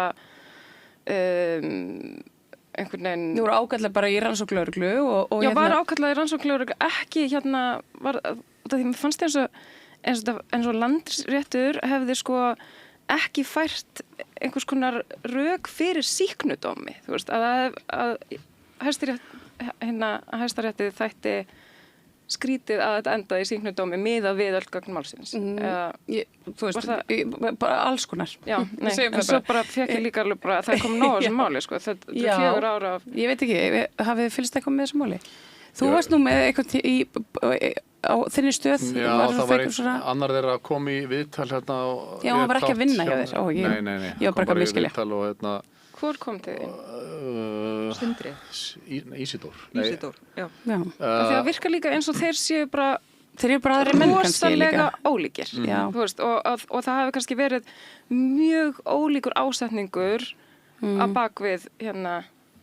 Ég var að segja, ég hef náttúrulega, mér finnst að vera frekar óáhugavert mál fyrir utan það að þú veist, þetta lítur út að vera einhverju stráklingar sem eru hérna mikið á... Þú voru eitthvað svona fantasera að vinna öðrum megin sem er alvarlegt í sjálfu sér, sko, en hvort að það fyrir að sakfella þá fyrir að hugsa það, sko. Manosfer, hvað heitir einhver chatgrúpur á netinu sem að strákar á þessum aldri er að tala saman, það sagði þér alveg ótrúlegustu hlutir. Einmitt. Og hérna, en að ég held allt í nösunum á þeim, en þú veist, og þá var lögreglan komin hérna inn í þetta eins og þetta sé eitthvað hérna... Og þetta var náttúrulega nota til þess að réttlæta vopnaburðlög. Já, en svo er náttúrulega, þú veist, það eru þannig að þeir eru að brjóta gegn vopnalögum, þeir eru með einhvern afsakaðan rifil og hérna... Já, og líka með ólögleg og þrívítaprenti. Já, og þrívítaprenti, og eitthvað sem við fengum, sko. Og þetta er stórhættulegt. Já, þetta er alveg alvarlegir hlutir, sko. Það alvarlegasta sem ég sé í þessu máli er sko að þáttur lögreglu. Og þú veist, hérna þáttur lögreglustjórans sem að hérna sá sig ekki knúna fyrir en eftir svona mikið þrefa að hérna svona segja sig frá einhverju, þú veist, öllum hérna rannsóknum á þessu máli að því að pappinar var sá sem að ég rettaði vopnunum. En hérna, svo er bara, sko, ég er mjög anti-lögreglan. Ég held að það viti það allir. Það er ekki farið fram hjá neinum. Nei, það er ekki farið fram hjá neinum. En hérna, og mér finnst þetta svolítið, sko, þessar heimildir lögreglu til þess að hérna ráðast inn í samtöl fólks og handtaka það fyrir það. Það er bara, mér finnst það stórkostlega bil. Hvernig kom þetta bara sem vaktir eru að tala, sko? En ég fann hérna frétt frá 2002 sem Djefaf skrifaði eftir að ég mætti í Silfrið. Og mér fannst þetta mál rosalega fyndið. Það var þetta mál nýkomið upp og ég svona hæðist alltaf að því og orðaði þannig að þetta hefði líkst eins og sketsi úr svínasúpuna að fylgjast með þessu. Að því að fekk á sig eins og farsakjandan blæ í ljósi þess að faðir ríkislögreglustjóra væri til rannsóknar. Og sko, ég segi hérna, ég vil ekki gera lítið úr lögreglu, en það hefur kvarnast mjög málunum frá fyrstu tilkynningu, þannig virðast fullyrðingar fjöldaframleiðslu á vopnum með þrívítaprentarar ekki standast og þú veist, það var þannig maður sá, þú veist, ég sagði þau mjög snemma, ég get ekki séð hvernig það verður hægt að dæma í þessu máli, því þú veist, eina brotið sem ég sé, það kaup á ólöglegum vopnum frá föður ríkislögreglustjóra sem ég kann mjög vel við og allt það. Ég ekki leiðilegt að draga hana inn í þessu umræðu, en... Þú erum ekki diplomati. Þú veit að vera, þú veist, ég sendi þér í Washington eða eitthvað svona. En á sama tíma, þú veist, ég hættist mjög mikið að þessu máli og fannst einhvern veginn ekkert í því. Á sama tíma, þú veist, þegar maður skoðaði þegar maður sá fyrstu, reifunina á þessu máli, hvað þessir piltar voru búin að vera að segja, að keyra inn í gleðigönguna þú veist, þetta var miklu ljótara heldur en ég hafði haft hugmyndaflug til að sjá fyrir og ég skil lögregluna rosalega vel, skil hana miklu betur að hafa talið sem þurfa að grípa inn í þó að þú segir að þetta hafi verið eitthvað spjallgrúpu, þarna verið að tala þú veist, hreinlega já, bara limlestingar og þetta var mjög ljótt á nafnum einstaklingum þetta var alveg ógeðslegt fólk segir á internetinu í dag já, og ég meina þeir voru að segja þetta í persónulegum samtölum sín á milli, þú veist, þetta SMS sé þetta raungerast og þú veist, þannig ég skil þetta lögregluna myndi mig samt líka á lögreglan var einu sinni með ægilegan blaðamannafund nýri í rúbrauðsgerð með Europol og Interpol og það voru dálítið í þessum tíma og þá voru þau búin að koma upp með einhvern ægilegan glæpahring og eitulega alþjóðlegan eitulega hring og voru búin að leggja hald á fasteignir og verslanir Euromarket í alla Reykjavík og ég tók síðan viðtal við íslenskan mann sem bara útgerðarmaður upp á Snæfellsnesi sem á pólska konu og hann hafði í gegnum konuna sína að lána einhverjum þetta var bróðir hennar eða eitthvað, lána hann einhver pening og hann lendir í þessari rassíu út af þessu peningaláni og handtekinn og allt innsiglað heima á honum og hann var viðtalið hjá mér þar sem hann var að krefjast þess að þetta var einhver 2 árum setna, hann var að krefjast þess að lögreglan myndi gefa út á sig ákæru því að hann var ennþá að bíða en það leið og beið og þetta mikla mál sem var tilkynnt á þessari miklu blaðamannahátíð í Rúbenskerfinni endaði í engri ákæru það var ekkert í þessu og nú ég ennþá ég rannsókn lögreglu fyrir tengslu fyrir hryðjuverka samtök og mútur og eitthvað en þetta var gríðarlega mikilvægt fyrir lögregluna því að hún var náttúrulega að skrifa skýrslur og biðja mikla fjárveitingar fyrir þetta nefnilega snýst það auknum rannsóknarheimildum og meiri pening í rannsaka alþjóðlega glæpastarfsemi og hvað svona þannig að það þurfti að vera með smá sýningu þetta nefnilega, þetta snýst það svolítið þannig líkt að þessu stóra hryðjuverkamáli að mér finnst ég meina þeir fengu vopn ekki stóra hryðjuverkamáli það er líka bara það sem gerðist þú veist, þeir voru með handfylli af einhverju þrívítaprenta, einhverjum afskornum rifli og þetta eru 2 næstu í unglingar þú veist, þeir eru bara mjög ungir en þetta hins vegar glæpir eru framdir samt af ungumönnum á þessum aldri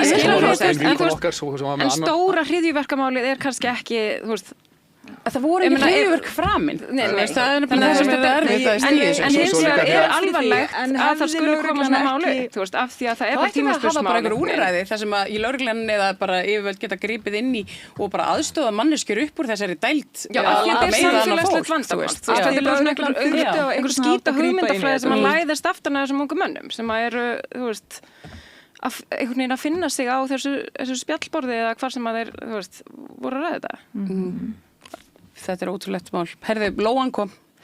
Það nú fallegt. Lóan komin. Já, það komið vor. Finnið þið það ekki? Er þetta ekki hans svona lettari í spori? Það var mjög áhugavert. Það var bara skafreiningur og fuglasöngur. Já, reyndar, ég tók eftir þessu. En það nú frekar... Það voru bjart bara til 8 á kvöldinu. Þetta búið að vera svo léttu vetur. Ég hef verið að gera grína. Ég fekk, ég á afmæli 29. október og það er mesta snjódýpt sem hefur mælst var á afmælistaginn minn síðasta og síðan hefur eiginlega ekki komið snjór fyrir aðeins núna í mars. Þannig að þetta er október og mars sem eitthvað snjóa að minnst okkur á höfuðborgarsvæðinu. Þetta búið að vera bara alveg dásanlegt, en þetta eiginlega dásanlegra núna. Kannski fuglasangurinn? Þetta er bara búið að vera gersta vetur. Sko, veður og hitastig er algjört aukaatriði, birtustig það sem skiptir máli og við fáum aukna birtu og lengri dag og þá verður allt miklu léttar. Samt þegar hlýnaði daginn, það var svo gott, ég bara gætt farið á peysinu út og krakka það er margt, ég á myndir sko frá því í júni í snjó sko. Já, ég meina 17. júni, það er alveg snjóa 17. júni, þú veist, við erum ekki sloppin fyrir hotn, en lón er alltaf komin. En við náttúrulega sleppum aldrei á Íslandi. En það er búið að vera bara svo dásamleg tíð sko, mjög. Já, er það ekki eins og hinnir Íslendingandi sem hugsa með sér eitthvað, þá þurfum við að borga. Við þurfum að borga tilbaka fyrir alla þessa góðviðrisdaga í vetur og þetta verður ömurlegt sumar. Það þarf að refsa okkur einhvern veginn. Ég er alltaf ofbjartsýn, það veldur mér alltaf vonbrigðum. Já, ég heyrði einhvern veðurfræðingur að lýsa því útvarpinu í vikunni að það væri svona langtíma spá fyrir sumarið væri okkur mjög hagstæð. Þannig að ég vil bara vera mjög bjartsýn. Það rætast alltaf. Það er rosalega. Þetta er mjög góða fréttir. Já, þú veist, mér finnst allavega bara, við getum verið bjartsýn. Ég held að það sé málið, sko. Lóan einhvern veginn færir okkur bjartsýni. Já, hún er... Suður-Afríku málið gladdi mig meira heldur en Lóan í vikunni. Það? Já, ég var að segja það. Hvað með það? Mér fannst vera komin tími til að Íslands stjórnvöld, ég meina, Suður-Afríka leggur fram þessa ákæru á hendur Ísrael í desember 2023 og og það var, þú veist, ég held að stór hluti heimsbyggðarinnar hafa verið sammála því að þetta liti allt út fyrir að það væri verið að fremja þjóðamorð en ég er, þú veist, ég er bara glöð að þetta hafa verið gert á einhverjum tímapunkti náttúrulega ekki beinir málsaðalar en Nei, og þetta heitir meðalganga í rauninni höfum við ekkert með við erum að kalla eftir ákveðnum upplýsingum. Þú veist, við erum að segja, eða þú veist, við erum í rauninni að segja bara þetta er okkar afstaða. Okkar afstaða er svo að börn í stríði, þú veist, þau ekki líða fyrir og það bendir allt til þess að það hafi verið framið hópmorð og það er sérstaklega að tala um börn í þessu máli sem er vel. Frá Íslandi allavega. Stærsti hópur látina. Já. Ég verða því að ég veit að þið verðið allar brjálaðar út í mig. Þú elskar þegar við verðum þetta brjálaðar út í mig. Þá verð ég að segja að mér fannst algjör óþæri á Íslandi að taka þátt í þessu.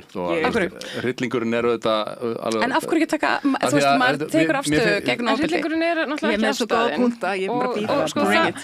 Og það sem, ástæðan fyrir því að það er minna, það eru lítið lönd eins og Ísland og Írland og minna, við sem erum svona lítil, við þurfum meira á því að halda heldur en stóru burðu lönd að alþjóða samningar og alþjóðalög séu virt af því að við höfum ekki burði til þess að verja okkur sjálf.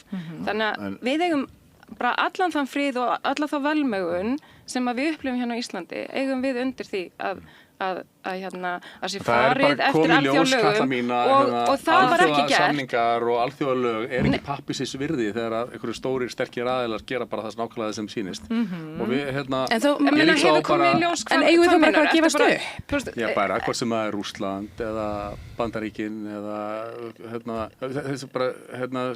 þetta spil sem að er... Og ætlum við þá að vera bara, heyrðu, ok, Ég held að við ætlum bara að halda okkur aðeins til hlés, það er bara mín skoðun. Muni þið... En af hverju heldur það skiptir engu máli hvað Ísland segir í þessu máli. Þetta er náttúrulega ríkaleg hugmyndafræði vegna þess að ef hverju einasta manneski í heiminum hugsa svona, þá var það engar breytingar til hins betra í neinu samfélagi hér á þessari jörðu. Þú bara... En er ekki bara gott mál? Það er ekki kúl að drepa börn. Ég hef gríðarlega litla trú á mannkyninu akkúrat eins og staðan. Er það stríðsglæpir? Er það þjóðarmorð? Einmitt, bara stríðsglæpir, þjóðarmorð, það má allavega ekki drepa börn. Við erum þar, við segjum bara, heyrðu, hættið að pynta börn í stríði. Ég er bara múst í öllum stríðþrekstri, hverju sem hann Þú friðar sinni. Og innrásin í Íran er þar á meðal og alveg eins líka bara með, þú veist, Meina Hamas, hvað drullu viðbjóður það? Hverju eru þeir ekki on trial, sko? Meina, hvað, Þeir eru allir dauðir. Það er líka, þú veist, það er bara þannig. Talandi trial, að því ég er hinn diplómatinn. Hvað er með það, Karin? Nei, bara, þú veist, við getum talað Írland.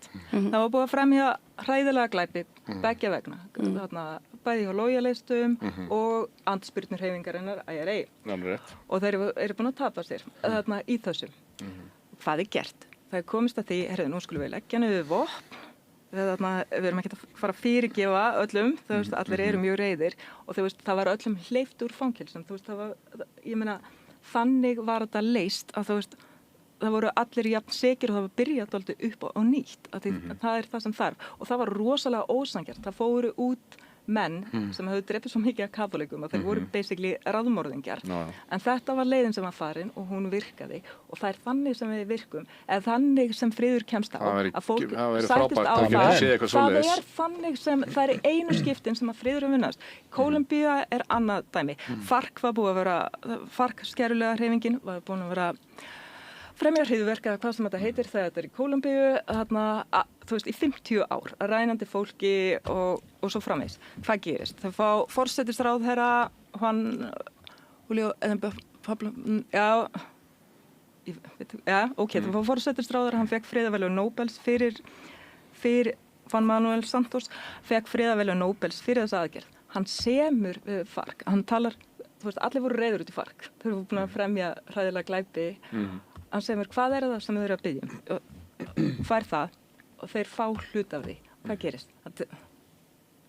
Þeir bara hættu. Eða þú veist, þau eru bara stjórnum það. Þannig kemst friður á það. Ég er ekki réttlæta það sem ég sagði.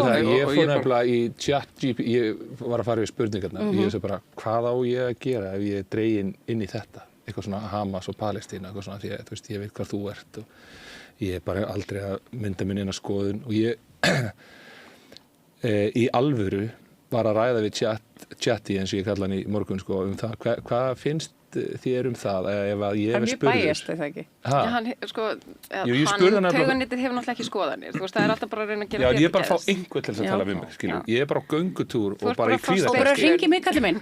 Ég skal lifa í allan sannleikanum Ég er bara göngutúr í kvíðakasti og ég fór einmitt að hugsa þetta sko að því að þetta er í raun og veru bara varandi allan ágreining og svo kem ég hérna inn yngri flokkaþjálfarinn upp í Breiðholti og ef það er hópur af krökkum sem er að bullía einhvern og nú erum við með þetta á svona algjöru micro-level það síðasta sem við gerir er að fara að mæta og dæma á hópinn og ég horfi á bullíana og ég hugsa með mér sko en það þarf að stoppa og hvernig stoppa það? Já, það þarf að stoppa það sko en þú veist, hver er lausnin á þessu? Þess vegna fannst mér þetta svo geggja sem þú varst að segja, ég vissi þetta ekki að þetta hefði verið gert og ég, að því að ég spurði chatti sko, ég sagði sko, er þetta rosa naív pæling af mér ef ég segi sko, að því að þegar að menn fara að tala um söguna þegar þú ert þriðja kynslóð af einhverjum sem hefur verið beittur valdníðslu, ofbeldi, misrétti að þá finnst mér alltaf svo merkilegt að þú erfir það. Mér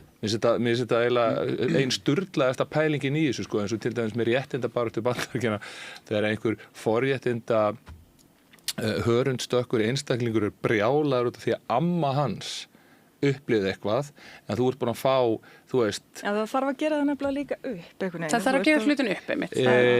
Já, en þessi einstaklingur, mér finnst þannig ekki eiga eina köllun á þessu. En finnst þið þá Ísrael eiga heimtingu á Palestínu vegna þess að ömmur þeirra og afar voru í helförinni? Nei, sko,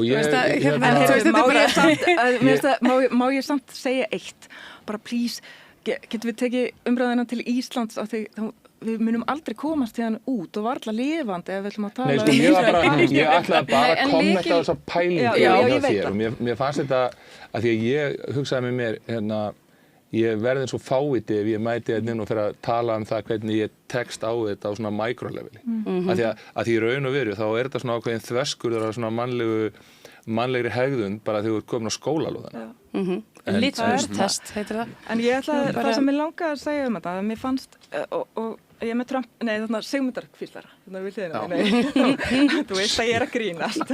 Þarna, en mér fannst áhugavert það sem Sigmundur sagði, byrju hvernig orðaði hann þetta í gær, að þarna, þú veist, þeir sem er að gagnrýna þessa þáttöku Íslendinga er að segja bara, þú veist, að við eigum ekki að fara gegn okkar bandamönnum sem eru Bandaríkin, Bretland og Þýskaland sem hafa ekki viljað að þetta fari fyrir alþjóðadómstóli. Frakkland, Ok, Kanada. þá rifjaðist eitt fyndið upp fyrir mér.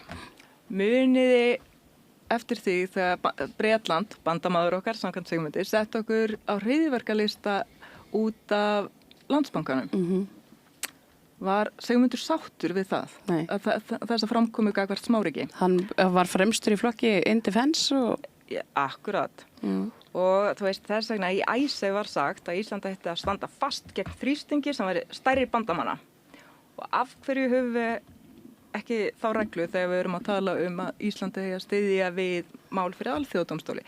Og aftur, þú veist, ef að menn eru samfæriður að þetta sé ekki þjóðarmorð, heldur bara hryllilegir stríðsglæpir, af hverju er það þá vandamál að bara fara með málið fyrir dómstóla og láta þá skera skera og hvora leiðina og ég meina hvernig verður dæmt? Ekkert mál að fara með þetta fyrir dómstóla, ég er bara að tala að Ísland þurfi að vera að setja nafni sitt á þetta. Hvað fannst þér Ísland? Jú, að því okkur finnst þetta hræðilegt og við viljum...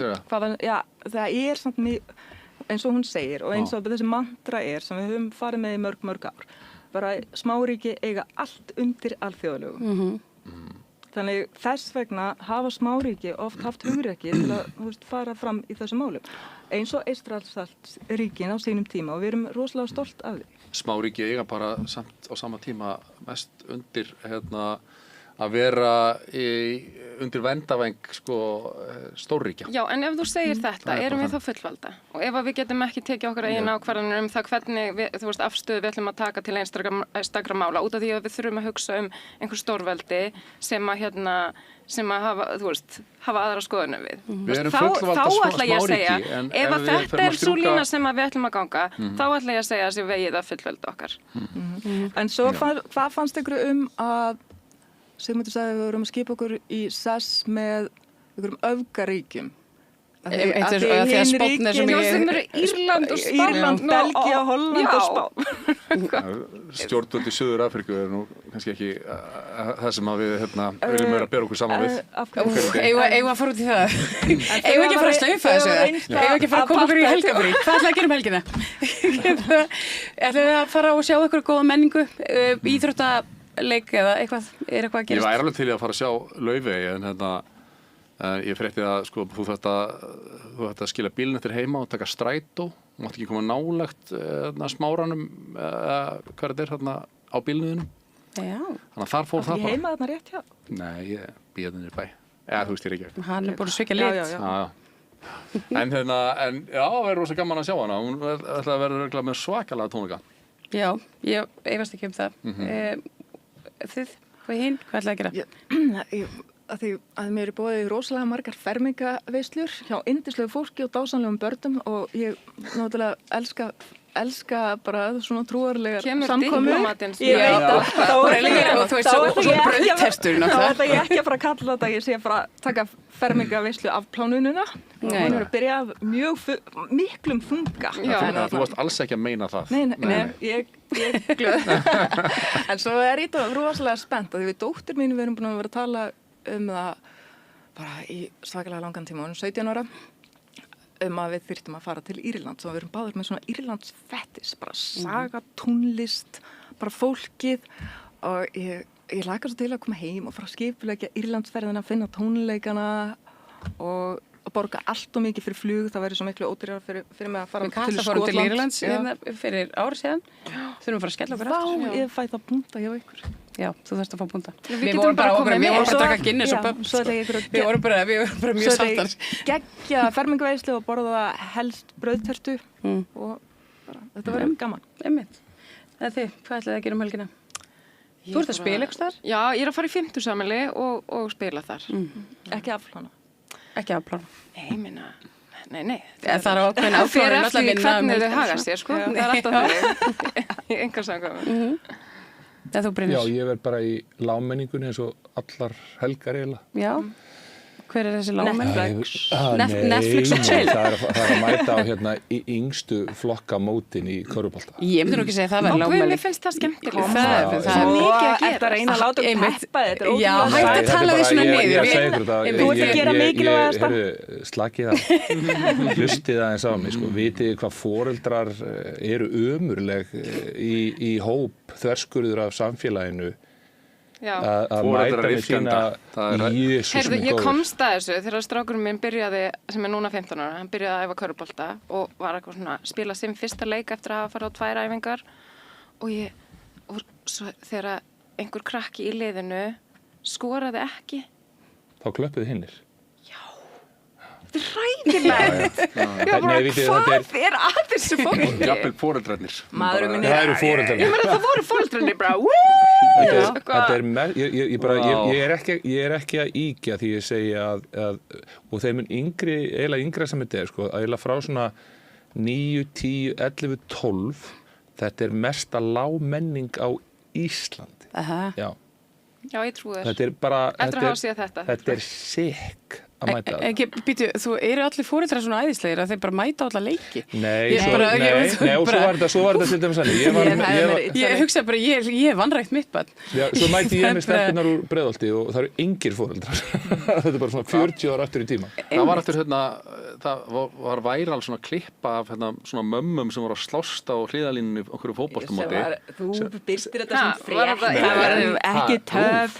Nei, þú Já, nei, nei. byrstir þetta sem Nei, nei, frétt nei, og þú nei, nei, vissir nei, alveg nei. að þetta var upptaka úr einhverjum kvikmynd. Heyrðu, þetta var AI Ég setti Og þetta bara svona er Ísland í dag, bara Nei, Frosti, já, bíddu, Þú bíddu. verður að læra að skilja á milli. Ég man eftir þessari Já, hluti. ég veit það, þetta var Þetta er sjónvarpsþáttur sem að Lilja Nótt gerði. dæmi mann. Þetta er ekki AI neitt, þetta er Þetta var sjónvarpsþáttur. sjónvarpsþáttur. Já, Og við hérna, vitum það, ég en setti- þú ég setti settir þetta í- þetta fram eins og þetta væri Nei, ég setti þetta í story hjá mér. Já, Já, var ekki með sko, þetta var þetta líka á nútímanum. vitið það, þetta er lengi, Nei, þetta jú. er Það er ekki á nútímanum. Jú, ég skal Nei, meina nei, það. nei, Þetta er nei, bara- nei. Svona er Ísland í Ég dag. setti þetta í story hjá Þú mér. staðfyllir það, þetta er bara svona.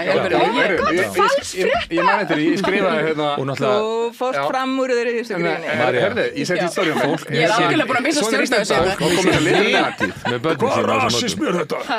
Nei, þú Mér var þetta svo fyndin klipp. Nú erum við bara, foreldrar mín- ef ekki bara, ég þakka ykkur fyrir Kara Kjartansdóttir, Frosti Lóðsson, Brynja, Karl og Katla.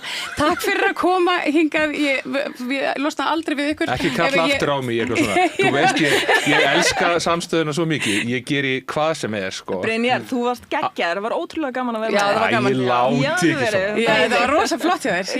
Ég á sko Mjög klár. 100% eftir að kalli ykkur öll aftur. Þið vitið það. Ekki saman bara. Nei, bara ekki saman. Þetta var alveg, ég veit ekki hvað ég var að hugsa. En ég þakka bara kærlega fyrir okkur. Góða helgi, minni á helgispjalli hér á morgun. Það er hinn merkimaður Brynja Níelsson sem að ræðir við Björn Þorláksson. Missi ekki að því. Og svo eru þetta sinninir á sínum stað með ykkurum hætti. Já, það er bara eins og það er. En já, góða helgi og lífið heil.